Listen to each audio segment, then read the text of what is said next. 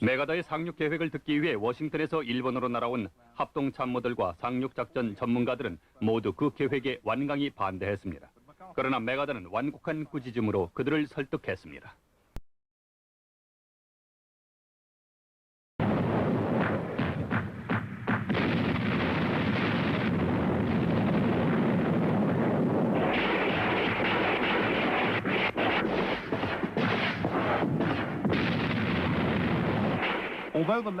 사전 보안 유지가 거의 되지 않았다고 해도 과언이 아니었지만 북한 공산군은 아무런 정보도 입수하지 못했고 상륙전 함포 사격이 시작된 후에도 병력을 전진 배치하지 못했습니다. 9월 15일 동틀 무렵에 메가더는 기함의 브릿지에 올라 그 위험에 가득 찬 모습으로 작전이 전개되는 것을 지켜봤습니다. 해군력과 공군력의 막강한 지원을 받으며 공격에 선봉에 선 제1해병사단은 인천항 입구에 위치한 월미도를 공략했습니다. 그 섬을 점령해서 12시간 후 주력 부대의 상륙이 시작될 때까지 그곳을 지키려는 것이 그들의 계획이었습니다.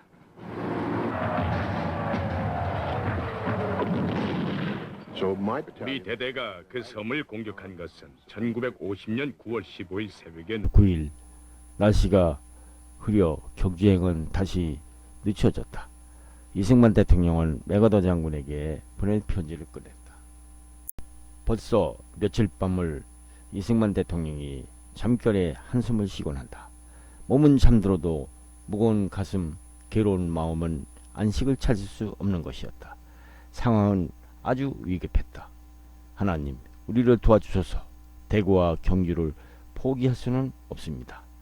그럴 처지가 못 됩니다.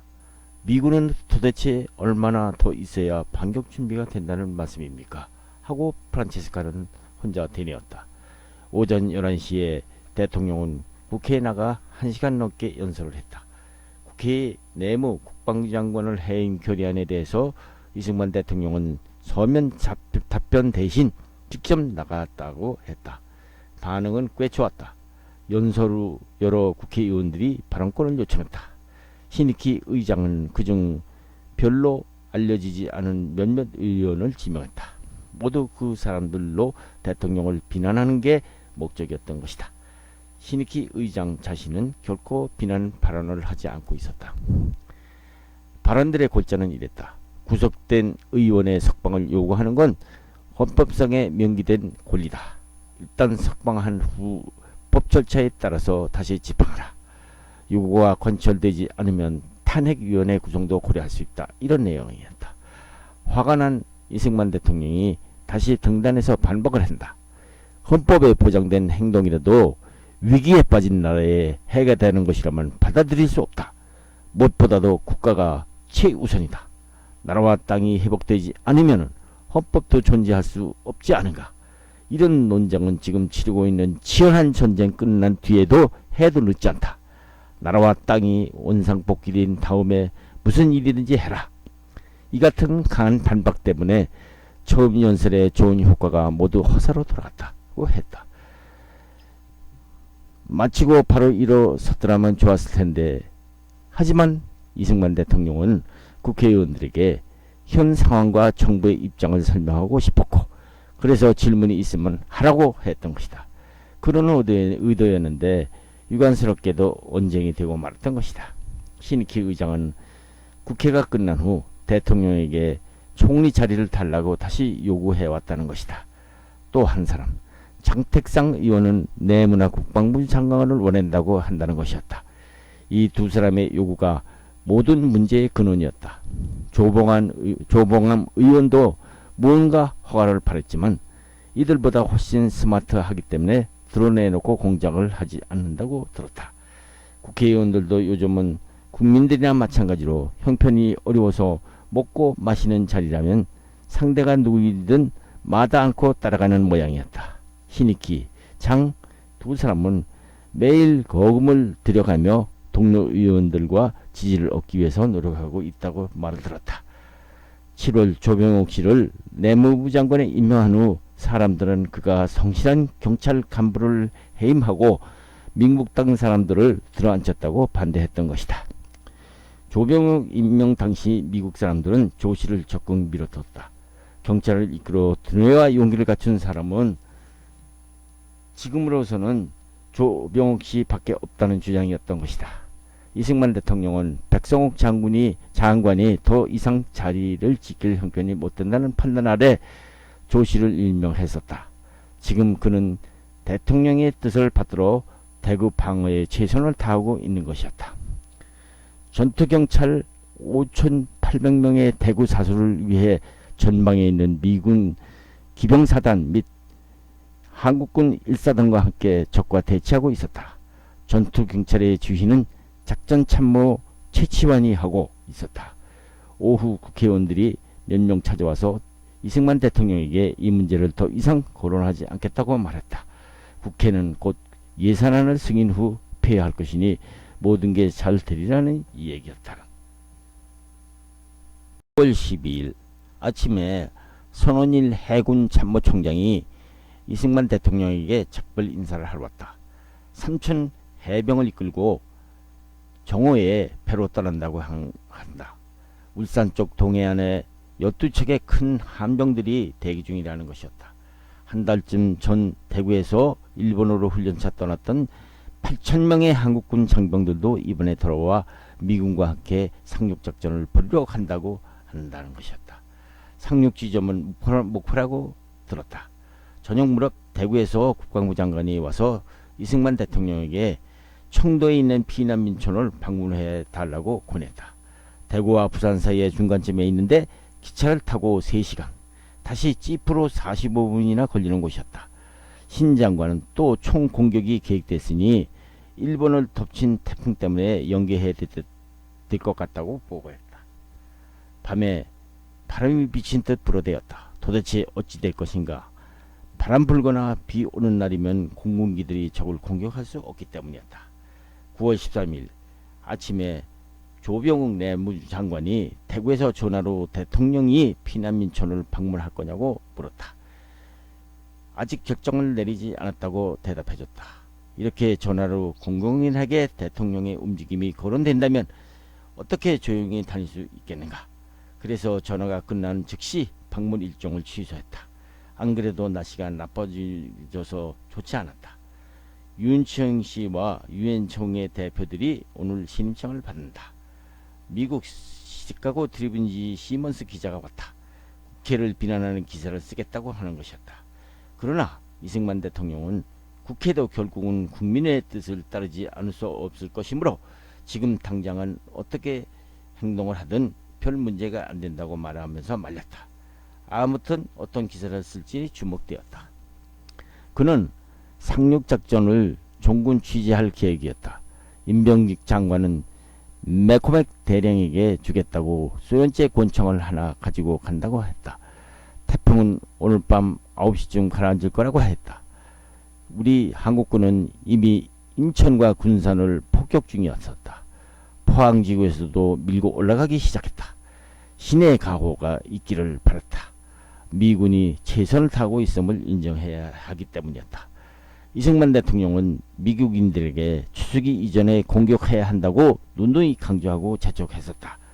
피난민들에게 추수가 끝난 빈 들과 부서진 집에 돌아가라고 할 수 없지 않느냐 하는 것 등 이유에서였다. 추수를 우리 손으로 할 수 있다면 전쟁의 반은 이기고 들어가는 셈이었기 때문이었다. 맥어더 장군은 마침내 이와 같은 우리 이 한국의 열망을 실현하기 위해서 힘을 다했다. 하나님은 언제나 우리 편에 계시다. 누가 감히 우리와 대항할 수 있으랴. 프란체스카는 이렇게 외쳤다. 조그만 비행기로 경주에 간 이승만 대통령이 예정 시간이 지나도록 돌아오지 않아서 프란체스카는 무슨 걱정을 했다. 비행기는 5시 15분에 돼서야 겨우 도착했다. 이야기를 들어보니 별다른 일은 없었지만 경주에서 꽤 스릴 있는 경험을 한 모양이었다. 미군 부대는 경주 안에 있지만 한국군 사령부는 시 바깥 3km쯤 떨어진 곳에 있었다. 그쪽으로 차를 몰고 가는데 모래 바로 위에 포탄이 날아들어서 싱싱 날더라는 것이었다. 알고 보니 부근 산속에 포진지를 구축하고 있는 인민군들이 겨냥한 미군 측 폭격이었다. 대통령을 맞은 한국군 사령부에서는 매우 반가워했다고 한다. 전에 예고치 않았던 불시 방문이었기 때문이었다. 경주에서 이승만 대통령은 처치 장군과도 만났다. 그는 막사에서 반쯤 취해서 카드놀이를 하고 있었다는 것이었다. 9월 10일 날이 왔다. 김홍일 장군이 아침에 찾아왔다. 국회의원 이정현 씨도 왔다. 미 군정 시절 그의 별명은 더티코트이였다. 이 의원은 조 내무장관에게 무슨 원한이라도 있는지 조병욱 씨를 해임하지 않으면 국회는 끝까지 싸울 것이라는 등 이승만 대통령에게 강변을 늘어놓았다. 사람들은 국회의원 중엔 정말 좋게 보아주기 힘든 사람들이 들어있다고들 했다. 이승만 대통령은 꼭 불가피한 경우가 아니면 굳이 국회 문제에 나서려 하지 않았었다. 국회는 항상 세상일을 그대로 반영하는 곳이란 게 대통령의 지론이었다. 웬만해선 그냥 못 본 척, 못 들은 척 했고 아주 빗나간다 싶을 때만 사태를 바로잡곤 했다. 도저히 흉내낼 수 없는 인내심이었다. 이승만 대통령이 경주에서 돌아오기를 기다리고 있다. 너무 무방비로 돌아다니는 게 아니냐고 사람들이 걱정이 태산했다. 아침에도 비서와 경호관들은 모두 비행장에 남겨둔 채 F-51기를 홀로 타고 떠났다. 인민군들의 야크기가 몇 대 떴다고 하는데 말이다. 아슬아슬했던 것은 정일권 장군이었다. 조금의 앞서의 일인데 부산으로 비행기를 타고 가던 중 야크기 2대가 공격을 받았다는 것이다. 이승만 대통령이 탄 비행기인 줄 알고 공격했던 것이다. 이승만 대통령이 경비행기를 타고 다닐 것이라고 상상이나 했을까? 정 장군 비행기는 적탄을 맞기는 했지만 무사히 내려앉았다는 것이다. 9월 16일이었다. 오전 9시를 기해서 모든 전선에서 대한민국의 총공격이 시작되었다. 날씨가 또 굳었다. 가신 줄 알았던 태풍이 다시 행포를 부리고 있었다. 맥어더 장군이 인천 상륙에 성공했다고 연락이 왔다. 공식 발표나 보고는 아직 들어오지 않았지만은 연합군 최고사령부 방송을 들어서 알 뿐이었다. 인천 작전은 해군과 해병대가 주도하고 있었기 때문에 워커 장군도 아무것도 모르고 있었다. 비행기로 지원 목표도 폭격도 하지 않는다. 생각하기엔 좀 이상하지만 그게 미 육군과 해군이 이곳에서 작전하는 방식이었다. 날씨가 계속 나빠 모두들 불안했었다. 비행기가 뜰 수 없을 정도였다. 그런데도 불구하고 항공모함 함재기 몇 대가 출격해서 임무를 수행했다는 보고였다. 이승만 대통령은 비행대 내가 전황 브리핑을 들었다. 여기서도 인천에 관한 내용은 전혀 없었던 것이다. 이쪽 전선에서도 전투는 아직 한창이다. 마산 쪽만 비교적 덜한 편이었다. 적군의 일부는 지리산 쪽으로 도주하고 있었다. 산속에 소무리는 속셈인 듯 했다. 당초 한국군 계획은 적군을 몰아치는지 그들이 어디서 재집결하는지 계속 확인하면서 추격 괴멸을 한다는 것이 작전이었다. 그러나 날씨 탓으로 시계가 극히 제한돼 비행기들이 제대로 움직이지 못했다. 이승만 대통령은 한국군에게 보내는 성명을 발표를 했다. 9월 17일 밤사이에 폭우가 한참 내렸다. 땅이 온통 진흙탕이었다. 초조했다. 병사들은 무릎까지 물이 차오른 참호 속에서 싸웠을 것이다. 설상가상으로 날씨가 차차 추워진다. 수용소에 불쌍한 피난민들은 제대로 된 거처조차 없는데 어디를 봐도 고난뿐인 정말 형용하기 힘든 세상이었다. 포링 박사가 일요일까지 예배당에서 강연한다고 윌리엄 박사가 알려왔다. 두 사람은 지난 15일 함께 도착했다. 이승만 대통령은 거기로 가기에 앞서 최근 상태가 좋지 않았던 비행장 일대의 도로를 직접 살펴보았다. 간밤에 비로 흙이 다 파이고 씻겨나갔을 것이기 때문이었다. 비행장엔 부산시장과 이곳에 마침 와있던 당시 서울특별시장이었던 이기봉 씨가 함께 갔다. 이들은 도로 형편을 살핀 후 젊은 사람들을 몇 명 불러서 길을 고치도록 했다. 보수 작업은 이 시간까지 끝나지 않았다고 했다. 프란체스카는 오후에 미군 후송병원을 찾아서 부상병을 위문했다. 미군 부상병들은 정기적으로 일본에 보내지기 때문에 환자 수는 그리 많지 않았다. 부상병들은 싸우는 데 대한 관심이 여리가 거의 없어 보였다. 자신들이 뭐 때문에 누가 싸우고 있는지조차 모르고 있었던 것이다. 그러나 그들의 마음속에 가장 크게 자리 잡고 있는 것은 마음이 빨리 싸움이 끝났으면 하는 인간으로서의 가장 자연스러운 욕망이었다. 하긴 누군들 전쟁이 끝나기를 바라지 않겠는가. 얼른 나와서 전선으로 돌아가 다시 싸울 수 있기만을 바라는 한국군 장병들과 이들을 비교가 되지 않았다. 적을 섬멸하는 것이 목표라는 데는 우리 한국군이나 미군들이나 다를 바 없었다. 단지 차이라면은 한국군인은 직접 인민군들을 무찌르고 싶어 하는 반면 일부 미국 병사들은 나 아닌 누군가가 해주기만을 바란다는 것이 아니었을까. 부상병들의 대부분은 일본으로 돌아가고 싶어 했다. 이들은 증원군이 올 때까지 적을 치지는 말고 수비만 하라는 명령을 받았던 바로 그 이름난 부대원들이었다. 물론 이들과 생각이 다른 사람들도 틀림없이 있을 것이다. 그런 군인들은 지금 전선에서 싸우고 있을 것이기 때문에 9월 18일 하늘이 마침내 갰다. 오가는 비행기 소리가 들리기 시작했다. 전선에 우리 한국군 부대들은 위해 반가운 일이었다. 윌리엄 박사에게 점심을 대접했다. 무초대사도 초대됐다. 오찬 도중에 대사관 직원이 무초대사를 불러 대사가 잠시 자리를 떴다. 오후 4시 대사가 우리에게 와서 메가던 장군으로부터 온 전문을 보여주었다. 대통령 부부와 국무위원들은 목요일인 9월 22일 혹은 며칠쯤 뒤에 서울로 떠나서 있을 것이라는 내용이었다. 정말 놀랍고도 반가운 소식이었다. 가슴이 뭉클했다. 이 이야기는 아무에게도 발설하지 말라는 부탁이었다. 그러나 어느 틈에 부산 시내에는 대통령 일행이 내일 상경한다는 등 갖가지 소문들이 나돌고 있었다. 유엔군 장병들을 위문하러 갔던 헬렌 킴이 돌아왔다. 서울로 돌아갈 수 있게 됐다는 희망과 기쁨에 가득 차서 대통령 일행은 오래간만에 많은 이야기를 주고받았다. 헬렌 킴이 돌아가려고 현관에서 구두를 신다가 질겁하고 놀랐다. 발에 꿈틀을 하는 감각과 함께 조그만 개구리 한 마리가 뛰어 올라왔기 때문이다. 헬렌 킴이 돌아간 뒤 이 대통령은 웃으면서 마음이 헬렌에 누가 그런 장난을 했는지 아무도 못 알아맞히겠지 하고 재밌어했다. 프란체스카는 누구의 장난인지 알고 있지만은 헬렌 킴은 프란체스카가 입을 열지 않는 한 짐작도 못할 것이다. 프란체스카는 환도하기 전에 파우치를 준비해 보내려고 부지런을 피웠다.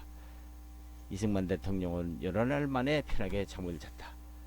9월 20일 머릿속엔 온통 서울에 가는 것뿐이었다. 경호 경찰 중 일부는 선발대로 배를 타고 떠났다. 주위에 대통령에게 서울로 돌아가더라도 경무대는 경비하기 힘들고 적이 지뢰 같은 것을 묻었을지 모르니까 그곳에 잊지 말라고 건의했다. 서울 소식에 접할 수 있는 유일한 수단은 라디오뿐이었다.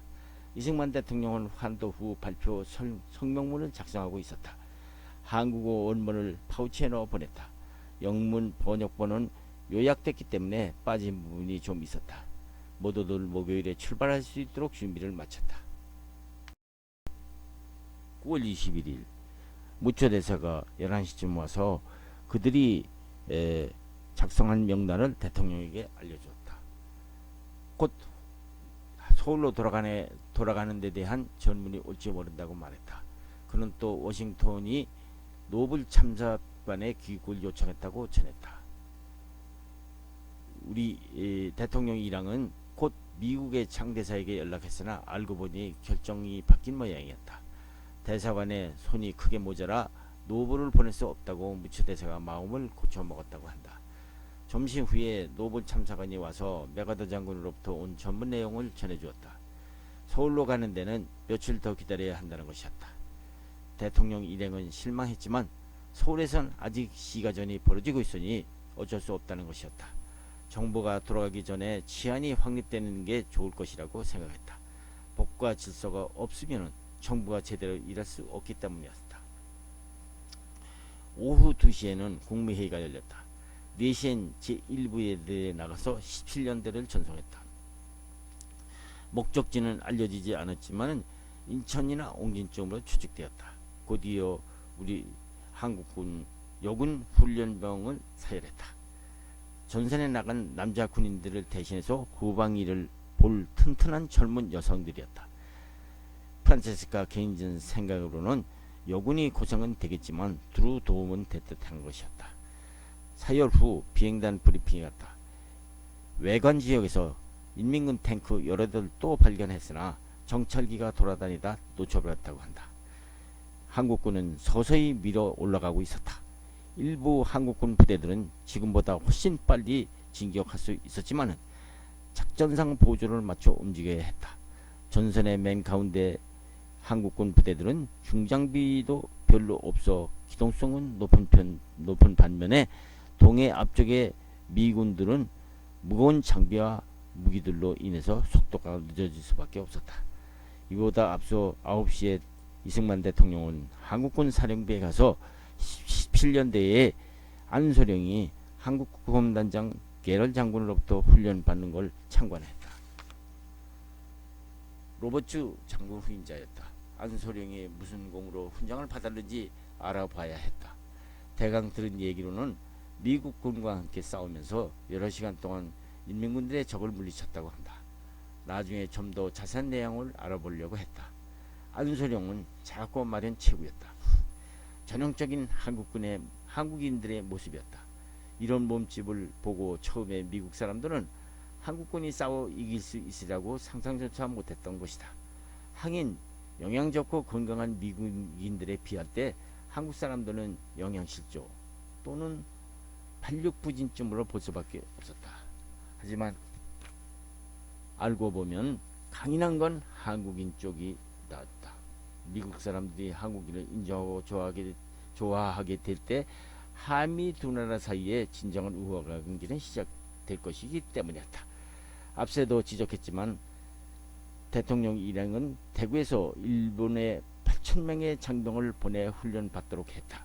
그 결과가 좋았기 때문에 최근 메가더 장군은 3만 명을 더 일본에 보내 훈련시키라고 지시를 했다.